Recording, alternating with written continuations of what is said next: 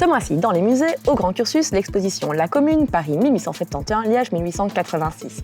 À la Bovry, 4 expositions. Alain Denis, Au-delà du pop art. Jean-Pierre Ransonnet, Peinture 1980-2021. Maurice Musin, Rétrospective. Laura Aubray à l'Espace Jeune Artiste. Et enfin, la possibilité pour les écoles et pour les plus jeunes de revenir dans les musées. Bonjour à tous, c'est un renouvellement de la programmation que vous proposent les musées pour le printemps. Au Grand Cursus, l'exposition La Commune, Paris 1871, Liège 1886 est à découvrir jusqu'au 25 juillet. Mouvement citoyen et populaire, la Commune prend forme à Paris entre le 8 mars et le 28 mai 1871. Élue au suffrage universel, la Commune va concevoir un nouvel État basé sur l'intervention du peuple. Après 72 jours d'existence, cette expérience inédite prendra fin de manière extrêmement violente lors de la Semaine sanglante.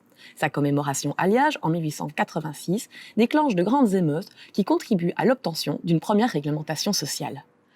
Ne manquez pas de découvrir en avant-première l'exposition le lundi 3 mai à 12h30 lors d'une micro-visite en live sur le tout nouveau Facebook du Grand Cursus. D'ailleurs, êtes-vous déjà abonné à cette nouvelle page Facebook Le Grand Cursus? On y découvre toutes les infos et actualités du musée. Venez liker! À la Bovry, c'est pas moins de 4 nouvelles expositions temporaires qui vous attendent, toutes consacrées à des artistes actuels. Du 13 mai au 15 juillet, le musée présente une double exposition consacrée à 2 artistes majeurs de la scène artistique liégeoise, Jean-Pierre Ransonnet et Alain Denis. Tous deux anciens enseignants à l'Académie des Beaux-Arts, ils appartiennent à une génération qui n'a pas aisément été reconnue. Leurs œuvres, réalisées à partir des années 60, évoluent dans des directions différentes.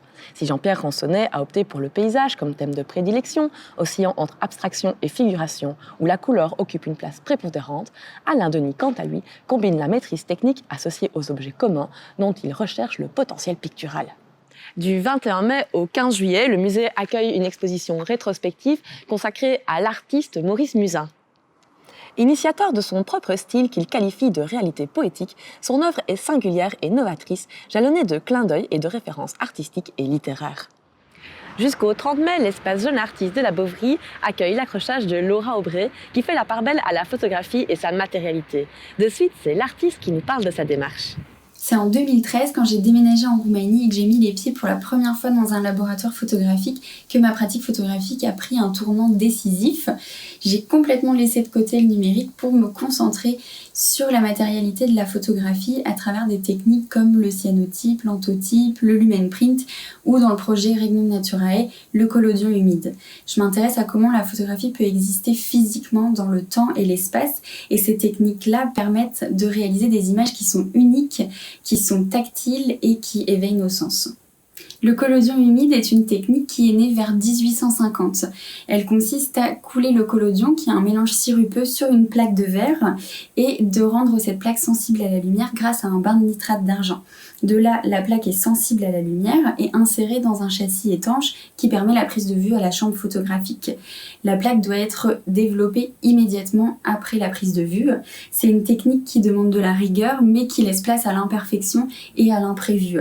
Le résultat final, c'est donc une plaque de verre qui est un négatif et qui devient ensuite un positif sur un fond noir. Moi, c'est ce que j'appelle la magie de la photographie.